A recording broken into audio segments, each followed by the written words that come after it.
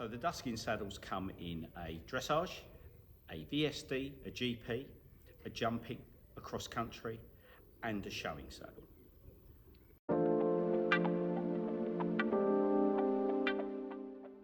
You have a choice of seats to go with any of those. So in other words, we do two types of seat. We do a flat seat and we do a deep seat currently.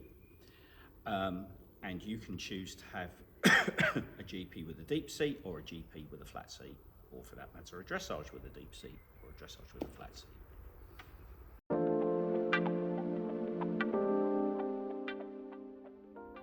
The Duskin saddles are available in 13-inch all the way up to 19-inch.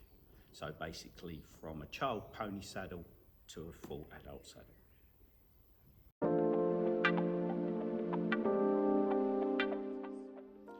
The head plates are shared with the WOW system.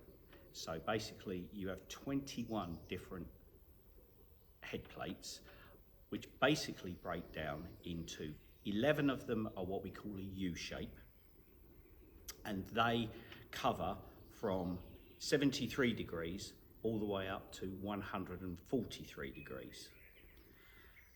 And then you have the V shapes and what we call the double U shape. So the V shapes, obviously you've got a narrower radius at the top, but they're only available in 73 degrees to 101 degrees.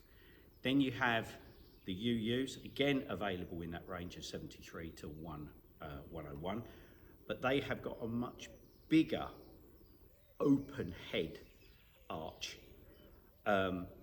So you have the ability not only to change the angle, but also change, if you like, the amount of throat the saddle has to accommodate the size of wither that your horse has. So we can go from a very narrow wither out to an enormously broad wither.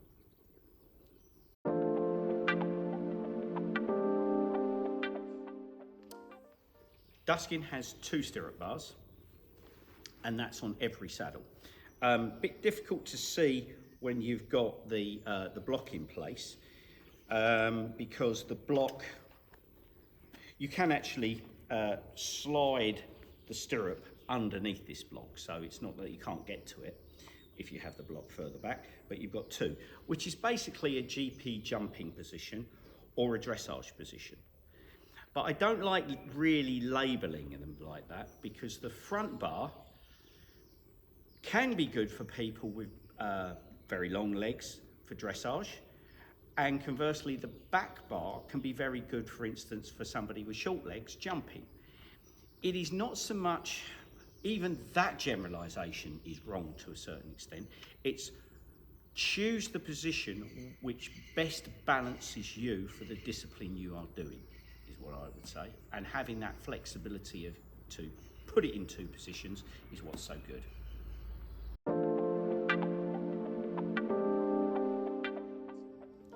Okay, so what we've decided with the Duskin range is all of our blocks will be what we call a blister block, but it has the ability to move, so we can move it forward and back at the bottom, but also we can do the same at the top, so we can move it as far forward, or it takes a bit of pulling about, we can pull it right back. So it's very adjustable for different leg positions, also different leg angles as well. We do have a video on the website to show you how to adjust the blocks, but basically you have a screw underneath the flap for the lower adjustment that you do up, and it pinches it into position. And obviously, as you can see here, there's a bolt and washer at the top so that you can obviously pinch it and position. And again, you can have your stirrups underneath this block and it won't affect the safety. Your stirrup will still slip off.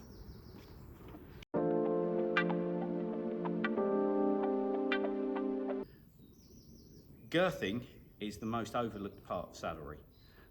You can have a perfectly fitting saddle, but if you don't girth it correctly, the saddle can move up the neck, back behind the shoulder. keep the saddle in place, the girthing has to be correct. So in the Duskin saddle, what we've done is we've built in all the girthing options, so it's as simple as undoing a screw, attaching a strap, and away you go. Basically, these two straps are attached to what we call a double V girthing arrangement, which is we have one V that comes down and comes to the middle of the saddle, or just in front of the middle of the saddle, and then another one that comes down and attaches to the back. Now, being a semi-flexible tree, what we need to do is keep this saddle tree, if you like, to the shape of the horse's back, and this is what the girthing arrangement does. These straps are on these sliders on these V's, so basically the amount of force that's applied to the middle of the saddle is the same as the force that's applied to the front or the back of the saddle. So what we're doing is we're pulling that tree down into the shape of the horse, either through the middle or down through the back. So basically, this saddle has the ability to fit flat horses or has the ability to fit something with a very curved back that you would normally associate with a high wither. Then, if you need to have your girthing arrangement moved further back or further forward, we have point straps and back balance straps already built into the saddle. So if I pull this girthing arrangement out, cut this bit out,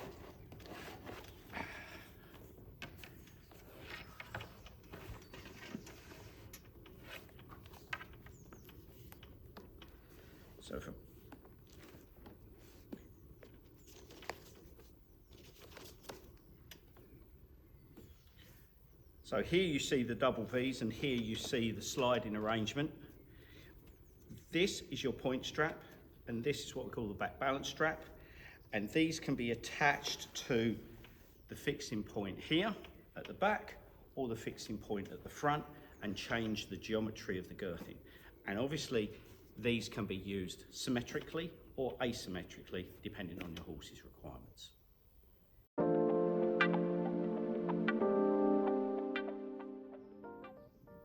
So let's talk about pressure distribution of the saddle. Normal saddles, trees, you'd see the point of the tree and you would see pressure maybe from the stirrup bars.